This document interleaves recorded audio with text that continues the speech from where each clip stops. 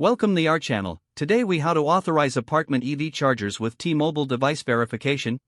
To authorize apartment EV chargers using T-Mobile device verification, begin by ensuring your T-Mobile account is active and in good standing. Next, locate the specific EV charger in your apartment complex that requires authorization. Now, turn on your smartphone and open the T-Mobile app. Sign in to your T-Mobile account using your login credentials. Once logged in, navigate to the Device Management section. Here, look for the option labeled Device Verification or Authorize New Device. Select this option to initiate the authorization process. You will be prompted to enter the unique ID of the EV charger. This ID is usually printed on a label attached to the charger. After entering the ID, proceed to confirm your entry. A confirmation message will appear, indicating the status of the authorization request. Wait for a few moments while the system processes your request. Once complete, you should receive a notification confirming successful authorization. At this point, return to the EV charger and attempt to plug in your electric vehicle. If the charger connects successfully, your authorization was successful.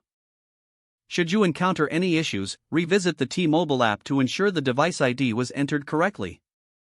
If the problem persists, consider reaching out to T-Mobile customer support for additional assistance.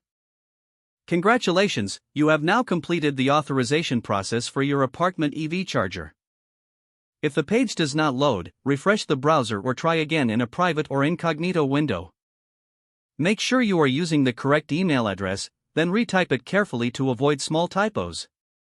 If your password is not accepted, use the reset option and create a new strong password you can remember. Check your spam folder for verification or security emails, then complete any requested confirmation steps.